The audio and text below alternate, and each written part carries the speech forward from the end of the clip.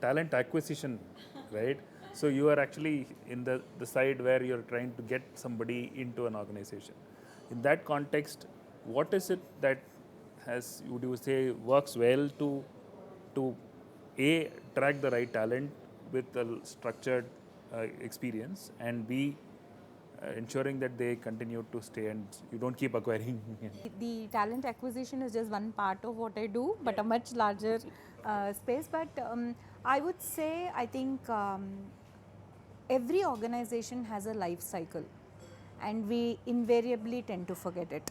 So, there is a start, there is a growth, there is a stabilization, and organizations die, big or small.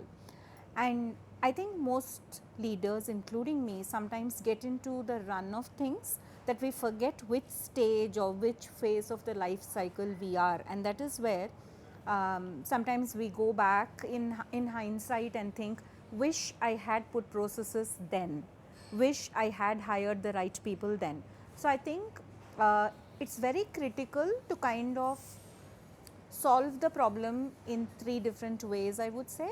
One is, of course, the pillar, which is people, and it again ties back to something that we all are aware of, which is Maslow's theory, which says, what level of people do you want to bring into the organization? There are maybe people like Sandeep who've seen it all, done it all, and they're just looking for that, how can I give back, or how can I teach back, how can I make this small startup flourish? Can we attract, and what should be the USP for attracting some people like that, right? The second part of the story is, when do you really corporatize this, or when do you put those processes in place? That is a billion-dollar question. I would say earlier the better. Again, it is dependent on the industry. So, for example, if you're thinking of innovation as the core for that particular industry, you can't restrict thinking to processes. While you can have processes for others, the process for innovators will be a disaster. Like in R&D, you can't allow them to ask them to strictly go in his space. I'm sure if he's a design engineer, he will not comply to processes. That's the person he would be, right? So I think it's also a question of when to introduce the process, what kind of industry might need what kind of process, and 3, how cognizant are we to the structure. Invariably, when we grow, we hire people, we say, okay, 90% is your base, 10% is your incentive, and then we say 80% and 20%, and then suddenly we realize this is not going to work, because now I have a mix of people with multiple not only compensation ranges, but a multitude of expectations that we have created along the journey. So I think the first part would be to kind of solve for our own mindset in terms of understanding what stage the organization is. Second is, like Sandeep rightly said, are we hitting the pause button emotionally to say, am I the problem in this whole piece, and what should I do to solve and give place for the others? And that is where I think a little bit of spirituality will also help, not religion, but spirituality, to say, I am a custodian of this, and I am not owner of this particular problem or organization or people. So that letting go becomes very critical. So I think that's the way I would look at hiring, retaining, and allowing people to go. You don't need to hold them tight. We were talking about that just before the roundtable, and for me, innovation and efficiencies are 2 ends of the spectrum. If you want to be efficient, you don't want to try too many things. And for me, it's not a timing question. And I fully agree, earlier better. You need to figure out what I want to experiment and what I don't want to touch. You can't experiment on everything.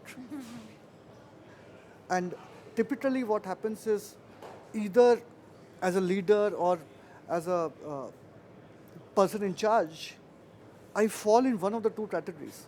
Either I become efficiency driven and I don't give opportunity for innovation, which is the corporate mindset, or I become a startup mindset, let's innovate on goddamn everything. And it's not needed. As a startup, I think one of you mentioned, startups are vulnerable babies. Vulnerable babies cannot be exposed to all viruses. Right? I've done a startup and I know I made those mistakes. We tried to boil the ocean. You don't have to. You need to have that clarity. This is my space for experimentation, innovation. This is sacrosanct. No process is there. Let's experiment. Everything else, no space for experimentation. I think somebody mentioned about corporate governance. I don't need to invent corporate governance as a startup. Outsource it. Marketing channels, unless I'm getting to a new market, don't touch it. If you're looking at product innovation, just innovate on the product. Leave everything else to, very, very standard processes that you don't need to invent. And a lot of ways it is farming versus forestry. Farming, industrialized, efficiency focused, time of the day, the tractor needs to go on the farm. No distraction, no discipline. Forestry, don't tamper with it, let it come organically. So for me, it's not a timing thing, it's a clarity in terms of what is open for experimentation and what is closed for implementation. So that's the way I see it, yeah. Gone through a certain time when, as I was part of a startup, early members of a startup, and then we had this company acquiring, and almost all of us kind of unilaterally felt that the company that acquired us didn't understand what we were doing, and so this is corporate thinking brought in a different way by way of somebody acquiring you, right? So that is all. Is that something that that can be a dimension to look at? That is, no, the company that is buying you, or the company that is you're going to be the new home for the employees, will they look at the problem? Will they look at the situation the same way as the founders looked at it? And will and therefore will they be able to generate the same kind of energy from the people that the startups founders were able to generate? What do you think? It's not directly in saying, but it's from a, yeah. So I think every company, like she mentioned, goes through a life cycle. In the beginning, you can't bring the corporate mindset because you will not be able to innovate. Similarly, what he said also, that you don't need to bring a lot of innovation or boil the ocean for corporate governance. So that is one thing to think about.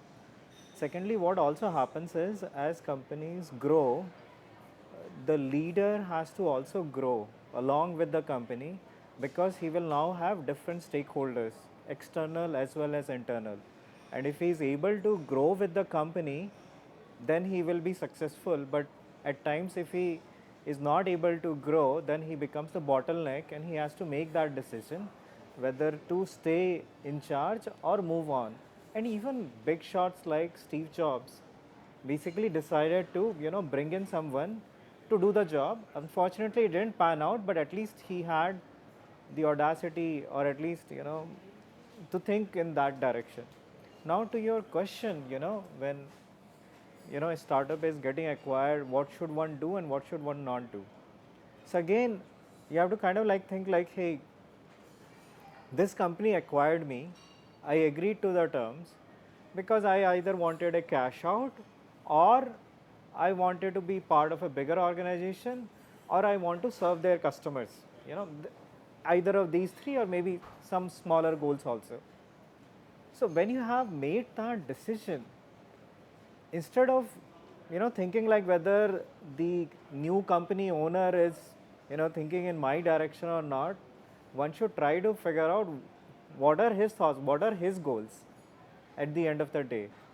And if you are okay with those goals, then you try to help the new company, the company that acquired you, to meet those. Otherwise, you will be extremely unhappy during that lock-in period and you will be pushed out one way or another. So one has to be very clear, during these acquisition discussions on what do you want, out of this. Money, new customer base, bigger company, or just simply, get out of the scene. And once you are clear on that and you have one-to-one discussion with the company that acquired you, you can clearly kind of like decide, how to move forward.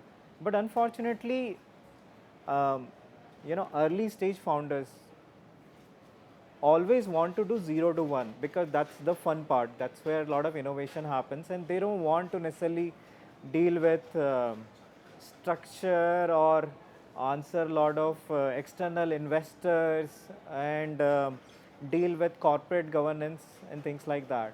So if something can be outsourced, great. If something can't be outsourced and you still have to do it, you either grow or bring in somebody else. If you are not able to make those decisions at that level, sooner or later you will be forced out, and that will be even more ugly. So, like she mentioned about spirituality, not necessarily related to religion, but you have to figure out, where the company is, where the company would be in 2 years. Are you the right guy to take the company to the next stage? Are you every day excited to come to the company and do that job and help the company reach there? If you are not, it's better to retire or gracefully move out because, you know, otherwise things usually get ugly and you don't want to be part of it.